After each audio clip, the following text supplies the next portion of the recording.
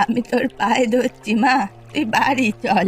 আমার কথা মান, আমি যা ভুল করেছি দয়া করে আমার কথাটা একবার শোন।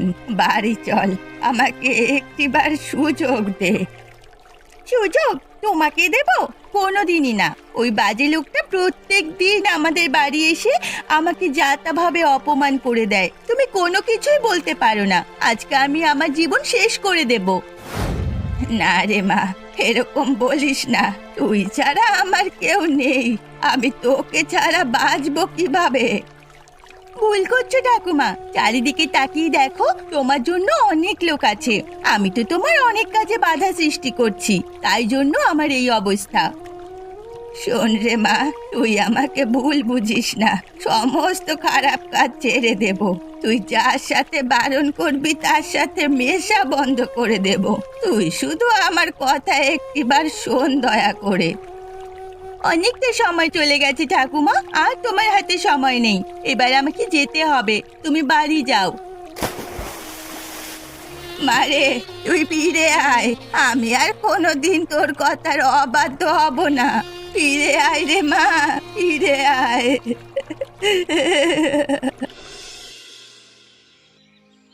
বাবা গো বাবা, ভাবলেই লজ্জা হয়। প্রথমে নিজের ছেলে আর ছেলের বউকে খেলো, তারপর নিজের নাতনিটাকেও খেলো। এরকম বুড়ি বেঁচে থাকতে মরে যাওয়া অনেক ভালো। অপয়া বুড়ির মুখ দেখলে আমার অঙ্গ প্রত্যঙ্গ সব জ্বলে যায়। হ্যাঁ, আমি তো সকালবেলা উঠে মুখই দেখি না। যেখানে দেখতে পাই সেখান থেকেই মুখ ঘুরিয়ে চলে আসি। অতটুকু বাচ্চা মেয়ে, কি সুন্দর বুদ্ধি ছিল। আমরা তো ভেবেছিলাম অনেক বড় কেউ হবে, শহরে চাকরি করবে, ঠাকুমা দুঃখ ঘোচাবে, কিন্তু হয়ে গেল উল্টো। ওই দেখো, শয়তান বুড়ি আসছে। মুখ দেখলেই ঘেন্না হয়। বলি, ও বুড়ি, নিজের নাতনিটাকে খেয়ে একা বাজার ঘাট করতে বেশ ভালো লাগছে তো? বাঁচিয়ে রাখলে অন্তত পক্ষে কাজ করে খেতে হতো না। তোমাদের কি ব্যাপার বলো দেখি? আমাকে তোমরা ওভাবে টিটকিরি করছো কেন? তোমাদের কি ঘরে কাজকর্ম কিছু নেই? কাজকর্ম থাকবে না কেন? তুমি এই বুড়ো বয়সে গ্রামে যা নিদান দিয়ে গেলে, সত্যিই কেউ ভুলবে না সারা জীবন। কেন, আমি আবার কি করলাম? তোমাদের কোন পাকা ধানে মই দিয়েছি আমি? নিজের ছেলে বউ নাতনি সকলকে খেয়ে বসে আছো, তাই বলছি আর কি। কি করতে যে তুমি এ গ্রামে পড়ে আছো সেটাই বুঝতে পারছি না। ঘরে কুটুমজনের কাছে কৈফিয়ত দিতে হয়। আমাদের গ্রামের মোড়ল বাবু যে কেন তোমাকে এখনো পর্যন্ত তাড়াচ্ছে না সেটাই বুঝতে পারছি না। মোড়লকে ঘুষ দিয়ে রেখেছি রে, তাই জন্যই তাড়াচ্ছে না। হতভাগীর দল, যা বাড়ি যা মুখ পুরি। ও আমাকে শেখাতে এসেছে কি করতে হবে নাকি করব না আমি। হ্যাঁ, যত সব। কে অবনে? কাজকর্মের খুব চাপ পড়ে যাচ্ছে নাকি? দেখে তো মনে হচ্ছে খুব চাপে আছো। সে তো একটু যাচ্ছে বাবু, কি আর করা যাবে, সবকিছু মেনে নিতে হবে। আর বলো না, তোমাকে এত চাপ আমি দিতে চাইনি। ভেবেছিলাম পরের বছর থেকে ওই আমাদের মেয়েটা ছিল না রাধিকা, ওকে কিছু কাজ দেব, অন্তত হিসেবের কাজটা। বুদ্ধিমতী মেয়ে ছিল তো, তাই। আমিও তো সেটাই জানতাম বাবু, কিন্তু কি থেকে যে কি হয়ে গেল কিছুই বুঝতে পারলাম না। ও ঠাকুমাকে আমার একদম ভালো লাগে না। সে তো ছোট মেয়েটা নদীর জলে ঝাঁপ দিল, কি কারণ হতে পারে বলে তোমার মনে হয় অবনী? আরে ওকে তো পড়াশোনার জন্য আমি অনেক সাহায্য করব বলেছিলাম। মানসিক চাপ, কিন্তু কিসের চাপ সেটা তো আমি বলতে পারবো না। বুড়িকে খুব সন্দেহ হয়। ওর ছেলে বউয়ের সাথেও তো এরকম ঝামেলা করতো, তাই না? শুধু ঝামেলা হতে পারে না বাবু, নিশ্চয়ই এর ভেতরে অন্য কোনো ব্যাপার আছে, আমরা সেই ব্যাপারটা ধরতে পারছি না। কোন ব্যাপারের কথা বলছো? সেটা তো আমিও ঠিক জানি না। মাঝে মাঝে মেয়েটার কথা মনে হলে খুব খারাপ লাগে। আমার কাছ থেকে অনেক কিছু শিখতে চেয়েছিল, সবসময় হাসি খুশি থাকতো। সেটা তো হলো কথা, ওর হাসি মুখটা এখনো আমার সামনে ভেসে ওঠে। আচ্ছা বাবু, ওসব কথা বাদ দিন, আপনি হিসেবটা একবার দেখে দিন। যদি কিছু ভুল ত্রুটি থাকে আমাকে বলুন। কাজের লোকেদের এরপর মাইনে দিতে হবে তো, না হলে ওরা আবার হাঙ্গামা বাঁধিয়ে দেবে। হ্যাঁ হ্যাঁ, দাও দাও দাও। বুড়িমা, বুড়িমা বেরিয়ে এসো, দরকার আছে তোমার সাথে একটু। কে রে, রতন এলি নাকি? আজকে আবার এত রাতে কি করতে আসতে গেলি? না না বুড়িমা, আমি তোমার প্রতিবেশী গো। ও দিনেশ, তো এত রাতে আমার সাথে কি দরকার? কিছুই না, কাজ থেকে ফিরছিলাম, তোমার জন্য কিছু খাবার দাবার এনেছি। এই কদিন তো তেমন কিছু খাওয়া দাওয়া হয়েছে বলে আমার মনে হয় না, তা খাবারটা নিয়ে নাও, খেয়ে নেবে। আবার আমার জন্য এত সব করার কি দরকার ছিল? না না, তা বললে কি হয়, তুমি বুড়ি মানুষ, এ সময় তোমার পাশে থাকাটা জরুরি। আর আমি তোমার প্রতিবেশী হয়ে যদি এটুকু না করতে পারলাম তাহলে আর কি করব। তোরা আছিস বলেই আমি বেঁচে আছি বাবা, না হলে কবেও আমি মরে যেতাম। কান্নাকাটি করে কোনো লাভ হবে না বুড়িমা, আমি যেটা ভালো কথা বলছি সেটা শোনো। আমি যতদিন আছি তোমার কোনো চিন্তা নেই। নিজের দায়িত্ব নিয়ে তোমার সমস্ত খাবার আমি এনে দেব। তোমার সাথে মনোমালিন্য থাকতে পারে, কিন্তু আমি সত্যি বলছি, এই বিপদের সময় তোমার পাশে না দাঁড়ালে নিজেকে আমি কোনোদিন ক্ষমা করতে পারবো না গো। এই তো একজনকে বোকা বানানো গেছে, যা দিবি দে, আমি মজা করে জীবন কাটাবো, তাতে আমার কোনো অসুবিধে নেই। তোমার যেটা মনে হয় তুমি সেটা করো আমার জন্য, আমি কোনোদিন তোমাকে বারণ করব না।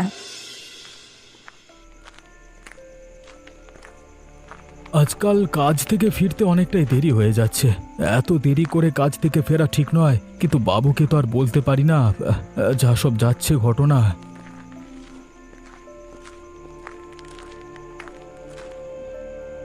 আরে, এত রাতে রতনের ঘরের মধ্যে এত হাসি ঠাট্টার আওয়াজ আসছে কেন? সব সময় মাথায় রাখবে বুড়িমা, আমি কিন্তু তোমার ভরসায় সমস্ত কাজ করি। তুমি বৃদ্ধ হয়েছো তাই গ্রামের লোকজন তোমাকে সন্দেহ করবে না, তার উপর তুমি জীবনের সমস্ত কিছু হারিয়েছো।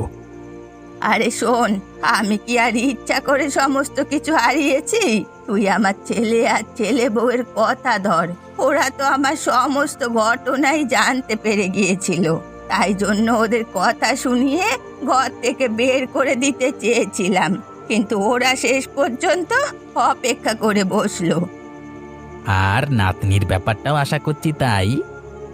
হ্যাঁ হ্যাঁ রে বাবা, হ্যাঁ, আমার হিংস্র রূপ তো আগে কোনোদিন দেখেনি, তাই হয়তো মনে কষ্ট পেয়েছিল, তবু আমি ওকে আটকানোর চেষ্টা করেছিলাম, আমার কথা তো কিছুই শুনলো না। যা হয়েছে ভালোর জন্যই হয়েছে, আমাদের মাথা থেকে দুশ্চিন্তা কমে গেল। যতদিন বেঁচে আছো আনন্দ করে জীবনটা কাটাও। হ্যাঁ, অনেক অনেক অনেক টাকা উপার্জন করবার কি যে আনন্দ, সেটা উপভোগ করবার চেষ্টা করো। হ্যাঁ হ্যাঁ, তা তো করছি বাবা, আর তোর কারণেই করছি, তুই ছাড়া আমার আর কে আছে বল? হায় ওপরওয়ালা, আমি কি ভেবেছিলাম আর কি হলো? এই বুড়ি যে এত শয়তান আমি তো বুঝতে পারিনি। না না, আমাকে এর একটা বিহিত করতেই হবে। কিছুতেই এই অপরাধীদের ছেড়ে দেওয়া যাবে না, এদের শেষ দেখে আমি ছাড়ব। কোথায় বুড়িমা, কোথায় গেলে? ঘরের ভেতর বসে আছো নাকি? একবার একবার বেরিয়ে এসো, তোমার চাঁদ বদনখানা একবার দেখি। কি ব্যাপার অবনি যে, তা হঠাৎ করে আমার বাড়িতে কি দরকার? আমার চাঁদ বদনখানা দেখবার জন্য এত উতলা কেন? চারিদিকে যা সব শুনতে পাচ্ছি তাই জন্যই বলছি, দেখি যদি তোমার মুখটা দেখলে আমারও দিন ভালো যায়। কেন, হয়েছেটা কি? চারিদিকে কি সব শুনতে পাওয়া যাচ্ছে? ওই, আমি তো কিছু জানি না। তুমি আর জানবে কিভাবে? তোমার জানবার কথা তো নয়, তাই জন্যই তুমি জানো না। অথবা এটাও হতে পারে তুমি হয়তো এত কিছু জানো যেগুলো হয়তোবা আমরা জানি না। সকালবেলায় কি আমার সাথে ইয়ার্কি মারতে এসেছো নাকি? যা বলবার সাফ সাফ বলে এখান থেকে চলে যাও, আমার অনেক কাজ পড়ে আছে। হ্যাঁ, সে তো জানি অনেক কাজ করে থাকবে, পাচারের জিনিসপত্র বিলি করতে হবে, তো অনেক কাজ তো থাকবেই। তার মানে কি বলতে চাইছিস তুই? সকালবেলা কিছু খেয়ে এসেছিস নাকি? ভাগ্যিস কালকে কাজ থেকে ফিরতে ফিরতে অনেকটা গভীর রাত হয়ে গেছিল, তার জন্যই তোমাদের আসল পরিচয়টা আমি জানতে পেরে গেছি, আর তাই আমি সকালবেলায় এখানে এসেছি। এখানে গলাবাজি করতে পারছি আমি? চলে যা, আমার চোখের সামনে থেকে চলে যা, না হলে কিন্তু তোর ক্ষতি করতে আমি একবারও ভাববো না। হ্যাঁ হ্যাঁ, সে তো বটেই। নিজের পরিবারের লোকেদের ক্ষতি করবার জন্য একবারও যে কোনো কিছু ভাবেনি, সে আবার আমার ক্ষতি করবার জন্য ভাববে, এটা তো বিশ্বাস করা যায় না। দূর হয়ে যা শয়তান, তুই আমাদের কথা বললেও গ্রামের কেউ বিশ্বাস করবে না, কারণ তোর কাছে তো কোনো প্রমাণ নেই। আজকে না হয় প্রমাণ নেই, একদিন না একদিন প্রমাণ নিশ্চয়ই আমি জোগাড় করব। আর তোমার ওই মুখোশ আমি সবার সামনে খুলে ছাড়বো, কথাটা মিলিয়ে নিও। কি ব্যাপার অবনী, তোমার মুখটা এরকম ঝুলে আছে কেন? কিছু হয়েছে নাকি? সমস্যা হলো কিছু? কোন মুখে যে আপনাকে বলবো সেটাই তো বুঝতে পারছি না। কেন, কি হয়েছে আমাকে খুলে বলো। আরে আমার কাছে আবার লুকানোর কি আছে? বাবু, ছদ্মবেশী শয়তান আপনি কোনোদিন দেখেছেন? সত্যি করে বলুন তো, আপনার তো জীবনে অনেক অভিজ্ঞতা। হ্যাঁ, সে তো দেখেছি। আমার জীবনে এমন অনেক ঘটনা আছে যারা আমার কাছে থেকে আমার ক্ষতি করতে চেয়েছিল। কিন্তু কেন তুমি হঠাৎ এ প্রশ্ন জিজ্ঞেস করছো কেন? কে তোমার ক্ষতি করতে চায়? ক্ষতি আমার নয় বাবু, যে মেয়েটা মারা গেল আমার কষ্ট হচ্ছে তার জন্য। সেদিন আপনি জিজ্ঞাসা করলেন না যে হঠাৎ করে সে আত্মহত্যা কেন করতে গেল? আমি তার কারণ জানি। বলো কি, তুমি জানো? আমাকে বলো তার কারণ কি। তার নিজের ঠাকুমা অনেক খারাপ কাজের সঙ্গে যুক্ত আছে। আমি কালকে রাতে অনেক কিছু জেনেছি, কিন্তু সেসব আপনার কাছে প্রমাণ করতে পারবো না বলে আমাকে চুপ করে থাকতে হবে সব কিছু জেনেও।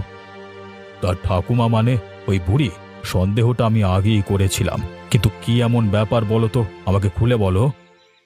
কিছু মনে করবেন না, আমি কালকে রাতে ওদের নেশাদ্রব্য পাচারের বিষয়ে জানতে পারি।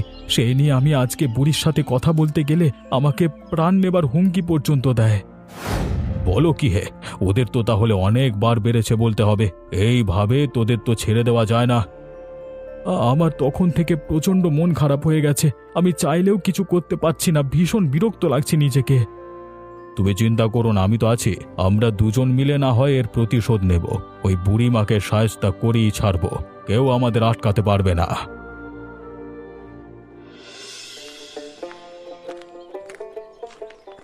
আরে, দিনেশ কত বড় একটা মাছ নিয়ে বাড়ি আসছে, নিশ্চয়ই আমার জন্য নিয়ে আসছে। আহা, দেখে মনে হচ্ছে মাছটা বেশ ভালো সুস্বাদু হবে। আয় বাবা দিনেশ, আয়। এতক্ষণ তোর কথাই ভাবছিলাম, তুই আমার কত খেয়াল রাখিস, কিন্তু আজকে এত খরচ করার কি দরকার ছিল বলতো? এত বড় মাছের অনেক দাম হবে, এতগুলো টাকা শুধু শুধু নষ্ট করে ফেললি আমার জন্য। এই রে, বুড়ি তো ভাবছে ওর জন্য মাছটা নিয়ে এসেছি আমি, কিন্তু আমি তো নিজে খাবার জন্য এনেছিলাম, হয়তো 2-1 পিস দিতাম। কিরে বাবা, বেশি খরচা হয়ে গেছে বুঝি? এত মনে মনে কি ভাবছিস? কই কই, না তো বুড়িমা, কিছু তো না। আসলে তুমি ঠিকই বলেছো, এই মাছের অনেক দাম।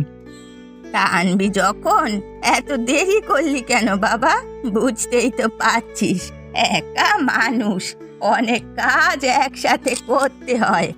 এখন আবার এই মাছটাকে কেটে রান্না করে রাখতে হবে, না হলে তো খারাপ হয়ে যাবে। দে বাবা, মাছটা আমাকে দে। ব্যাপারটা কেমন হলো? একদিন একটু খাবার খাইয়েছি বলে একেবারে তো মাথায় উঠে পড়ছে দেখছি বুড়ি। কি হলো, এত কি ভাবছিস বলতো তুই? এত ভাবনা চিন্তা করতে নেই, দে বাবা। আমি নয় মাছটা ভাজা হলে তোকে 2-1 পিস দিয়ে আসবো, তা দিয়ে ভাত খেয়ে নিস। হ্যাঁ হ্যাঁ বুড়িমা, এই যে না, এই যে, হ্যাঁ। যাক বাবা, তুই ছাড়া আমাকে কে দেখবে বল দেখি? উপরওয়ালা তোকে এই কারণেই প্রতিবেশী রূপে আমার কাছে পাঠিয়ে দিয়েছে। যাক, আমি তবে শান্তিতে থাকতে পারবো, সেই জীবনটা অন্তত শান্তি পাবো। যা বাবা, তুই বাড়ি যা, আমি দেখি ঘরের কাজকর্ম করি, মাছটা আবার কুটতে বসতে হবে। বাবা, এত লোভ এই বুড়ির! একদম যেন অন্যরকম একজন মানুষ। আমি মানুষটাকে যেন চিনতে পারছি না। যাক, এবার থেকে একটু সাবধানে থাকতে হবে, আর পারলে একটু দূরত্ব তৈরি করতে হবে, তাহলে আশা করছি সব ধীরে ধীরে ঠিক হয়ে যাবে। খা বাবা রতন, ভালো করে খা, তোর জন্য আমি কত সুখে শান্তিতে আছি। সবই ঠিক আছে, কিন্তু এত বড় মাছ আনবার কি প্রয়োজন ছিল? এই এতগুলো টাকা খরচ করলে এখন লোকের চোখে পড়লে তো অসুবিধা হয়ে যাবে। তুমি বৃদ্ধা মানুষ, একা থাকো। দূর পাগল, আমি কেন কিনতে যাব? আমাদের এই প্রতিবেশী দিনেশ আছে না, ও আমার জন্য কিনে এনে দিয়েছে। একা থাকি দেখে বেটার আমার প্রতি খুব মায়া হয়েছে। যাক যাক, তাও ভালো। এই মায়া সারা জীবন যেন বজায় থাকে, তাহলে তোমার আর খাওয়া পড়ার কোনো চিন্তা থাকবে না। হ্যাঁ, সে তো বটেই, তার বলতে, কিন্তু এদিকে যে একটা বড় সমস্যা হয়ে গেছে, আর আমি তোকে ডাকলাম সে কথা বলার জন্য। সমস্যা? কোন সমস্যার কথা বলছো বুড়িমা? কি হয়েছে কি? আমরা সেদিন রাতে ঘরে বসে কথা বলছিলাম না, সেই সব কথা অবনী আড়াল থেকে সব শুনে ফেলেছে। কি কি বলছো কি গো? এই আড়াল থেকে সব শুনে ফেলেছি? মহা মুশকিল হয়ে গেল তো। আমার মনে হচ্ছে ওকে আর বেশি দিন বাঁচিয়ে রাখা যাবে না। ওকে বাঁচিয়ে রাখলে আমাদের বিপদ আরো বাড়তে শুরু করবে। ও নিশ্চয়ই আমাদেরকে বাধা দেওয়ার জন্য ষড়যন্ত্র বাঁধছে, কিন্তু আমাদের সাবধান নিতে হবে। ঠিকই বলেছ, তাহলে ওকে বাঁচিয়ে রাখা যায় না, খতম করে দিতে হবে। সর্বনাশ, এরা দুজন যে এত বড় শয়তান সেটা তো আমি এতদিন জানতাম না। বেশ বেশ, এদের দুজনকে তাহলে আটকাতে হবে, অবনীকে সাবধান করে দিতে হবে। কি আর বলবো দাদা, আমি সেই রাতে সত্যি সমস্ত কিছু শুনে ফেলেছিলাম। তুমি ছাড়া একমাত্র হরিপ্রসাদ বাবুই কথাটা জানেন। তাহলে ওদেরকে কিভাবে জব্দ করা যায় বলো তো? আমি তো এতদিন বুড়ির প্রতি মায়ায় পড়ে ওকে অনেক কিছু বিনামূল্যে দিয়ে এসেছি, খাইয়ে এসেছি, কিন্তু কালকে রাতে যদি আমি চুপি চুপি ওদের কথা না শুনতাম। তাহলে হয়তো আমার মতো তোমারও চোখ খুলতো না। বুঝতে পেরেছি গো। তা তো একটা কথা বলতেই হবে, তোমার জীবনে অনেক ঝুঁকি আছে, এখন অনেক ঝুঁকি। ওরা তোমাকে এমনিতে ছেড়ে দেবে বলে মনে হয় না। আমি কালকে রাতে সেরকমই কিছু শুনলাম। এখন মেরে ফেললে কি আর হবে? আমি তো সত্যটাকে আর চাপা দিতে পারি না। সত্যের পথ থেকে আমি সরে আসবো না। বুঝতে পেরেছি, পরিকল্পনা করতে হবে, ওদের ধীরে ধীরে জালে জড়াতে হবে, না হলে ওদের কাবু করা যাবে না। আমি তো অনেক ভাবনা চিন্তা করে কিছু খুঁজে পাইনি। ওরা এমনভাবে সবকিছু চাপা দিয়ে আছে, কিছুই সামনে আনবার কোনো উপায় নেই। আরে আসবে আসবে, লোভ হলো ওদের সব থেকে বড় শত্রু। ওদের লোভ দেখালি ওরা ঠিক বেরিয়ে আসবে, নিজের রূপে ফিরে আসবে। বলছো তাহলে আমাদের কি করা হবে? আমি পরিকল্পনাটা করছি। যেহেতু আমার প্রতিবেশী ওই বুড়ি, আমি জানি ওই রতন কখন কখন আর কবে কবে ওর সাথে দেখা করতে আসে। কালকে সকালে হরিপ্রসাদ বাবুকে একবার। এই নাও বুড়িমা, এখানে পুরো 5,000 টাকা আছে। তোমার ভাগের টাকাটা তুমি একদম গোপনে রেখে দেবে, কাকপক্ষীতেও যেন টেন না পায়। হ্যাঁ, সে আর বলতে, আমি তোর সঙ্গে কি আগে থেকে কাজ করছি? কত বছর হয়ে গেল বলতো? সেই বলছি, চারিদিকে লোকজনের নজর যেভাবে আমাদের দিকে পড়েছে, তাই জন্য কি হে বুড়িমা, তুমি এখানে কি করছো? এখন তোমার শরীর মন কেমন আছে? কি আর বলবো বাবু, পরিবারের লোকজন আর সব কিছু হারিয়ে আমি একেবারে পথে বসে গিয়েছিলাম। এই গ্রামের লোকেদের সাহায্যে আমি একটু বেঁচে আছি। হ্যাঁ হ্যাঁ, সত্যি কার ভাগ্যে যে কখন কি আছে বোঝা যায় না। তোমার হাতে কিছু টাকা দেখতে পাচ্ছি, তা এত টাকা তুমি কোথায় পেলে? কোথাও কাজকর্ম কিছু করেছিলে নাকি? না মানে ওই আর কি, মানুষের সাহায্য মানে। আর কি বলবো বাবু, এই আমি কিছু টাকা দিলাম, আর গ্রামের মানুষেরা কিছু টাকা দিয়ে সাহায্য করেছে। এসব নিয়েই বুড়িমা বেঁচে আছে, তাই ওসব টাকা জমিয়ে অতগুলো টাকা হয়েছে, যেটা আপনি দেখতে পাচ্ছেন। না না, তা তো ঠিক। এই সময় মানুষকে সাহায্য করবে না তো কখন করবে? তা তুমি সবার কাছে যাচ্ছ, আমার কাছে তো যাওনি। আসলে সাহস পাইনি জানেন তো। আমিও অনেকবার বলেছি বুড়িমাকে আপনার কাছে যেতে, কিন্তু তাতেও যায়নি। আসলে লজ্জা হয় বাবু, শেষ বয়সে যেভাবে লোকের কাছে হাত পেতে বেড়াতে হবে আমি সত্যি কল্পনা করতে পারিনি। না না, দুঃখের কিছু নেই, তুমি যেও আমার কাছে। ঠিক আছে, আমি তবে এলাম। হ্যাঁ, তোমরা দুজনে গল্প করছিলে, করো।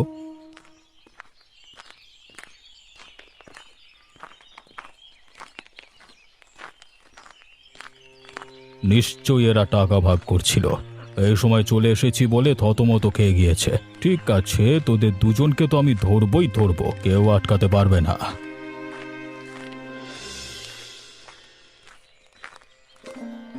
ওই যে পার্বতী, বুড়ি আসছে। চলো চলো আমরা কাজে লেগে পড়ি। যেমন যেমন আমাদেরকে বলা হয়েছে তেমন তেমন করি। হ্যাঁ, আর কি বলবো কমলা, কানাঘুষো অনেক দিন থেকে শুনে আসছি, কিন্তু কাউকে কিছু বলিনি। তবে ও পাড়ার মল্লিকদা আমাকে বলল, সত্যি করেই যে জিনিসটা উদ্ধার হয়েছে, সেটা হলো অনেক দামি কিছু জিনিস। বলছো কি?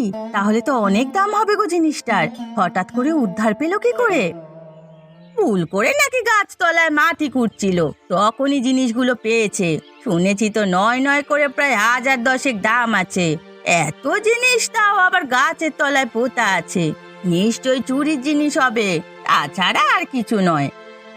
হ্যাঁ হ্যাঁ, আমারও তাই মনে হয়। তোমরা কোন জিনিসের কথা বলছো গো? কি উদ্ধার হয়েছে? তা জেনে তোমার কি? আমাদের কথার মাঝখানে কথা বলতে আসছো কেন?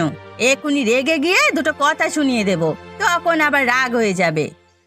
আরে বলেই দে ওকে, না হলে বুড়ি মানুষ আবার চিন্তায় চিন্তায় রাতের বেলায় মরে গেলে অসুবিধে আছে। আচ্ছা শোনো তাহলে বলি, ওই আমাদের জঙ্গলের ধারে একটা বড় পাকুড় গাছ আছে না, সেখান থেকে নাকি অনেক সোনার জিনিস উদ্ধার হয়েছে। শুনেছি নাকি আরো অনেক আছে, তাই জন্য সব লোকজনদের নজর ওদিকে পড়েছে।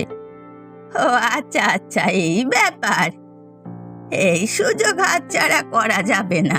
আজকে রাতের বেলাতে রতনকে নিয়ে যেতে হবে। আচ্ছা ঠিক আছে, তোমরা তাহলে দাঁড়াও, আমি আসছি। কোথায় বুড়িমা? কোথাও তো কিছু নেই। আমার মনে হচ্ছে তোমাকে সব ভুলভাল খবর দিয়েছে লোকজন। ভুলভাল খবর দেবে? লোকজনে আবার এসে সব জিনিসপত্র তুলে নিয়ে চলে গেল না তো? এই সেরকম যদি হয় তাহলে তো বলতে হবে একটা বড় মাল আমাদের হাতছাড়া হয়ে গেল। না না, হাত ছাড়া হওয়ার কিছুই নেই। এই যে আমরা আছি, আমরা সব কিছু তোমাদের দিয়ে দেব। আবার অনেক নকুল দানা দেব, জল দেব, মানুষকে ভালোবাসা দেব। কি আপনারা এখানে কি করছেন? ডাকাত ধরতে এসেছি, এত তোমরা মনে হয় সেই কারণেই এসেছো, তাই না? হ্যাঁ, আমরাও ওই একই কাজে এসেছি, ডাকাতি ধরতে। বাহ, তাহলে কত সুবিধে হলো। দেখেছেন বাবু, বুড়িমা এই বয়সে গ্রামের মানুষের কত খেয়াল রাখে, শুধু নিজের ঘরের লোকের খেয়াল রাখতে পারে না। বাড়াবাড়িটা একটু বেশি হয়ে যাচ্ছে অবনি, এসব কিন্তু আমরা সহ্য করবো না একদম। তা তো বটে, শুধু শুধু সহ্য কেন করবে? ও তোমাদের বিষয়ে অনেক কিছু জেনে গেছে, এখন তো ওকে সরাতেই হবে, তাই না? তাছাড়া আর কি, হয়তো সারা জীবন এরা এরকমই কাজ করে এসেছে, নিজের ছেলেকেও হয়তো ছাড়েনি। আমার ভুল হয়ে গেছে বাবু, আমাকে ক্ষমা করে দিন। আমি আর কোনোদিন এরকম ভুল করব না, আমাকে দয়া করুন বাবু। চুপ কর শয়তান বুড়ি, তোকে আমি যেমন ভেবেছিলাম তুই ঠিক তার উল্টো। আর রতন, তোরা দুজন মিলে যে পাপ করেছিস, সেই পাপের শাস্তি একমাত্র সারা জীবনের মতো জেল, তাছাড়া আর কিচ্ছু না। একবার ভালো হওয়ার সুযোগ দেবেন না? একবার দয়া করে সুযোগ দিন, দেখুন আমরা ঠিক ভালো হয়ে যাব, আবার আগের মতো হয়ে যাব। চুপ কর বেটা শয়তান, অনেক শয়তানি করেছিস তোরা, এবার তোদের বিচার হবার পালা। সবই আমার পাপের ফল, এই বুড়ো বয়সে আমাকে আবার শাস্তি ভোগ করতে হবে। এমনই নতুন নতুন এবং শিক্ষণীয় গল্প দেখতে আমাদের চ্যানেলটিকে সাবস্ক্রাইব করতে ভুলবেন না।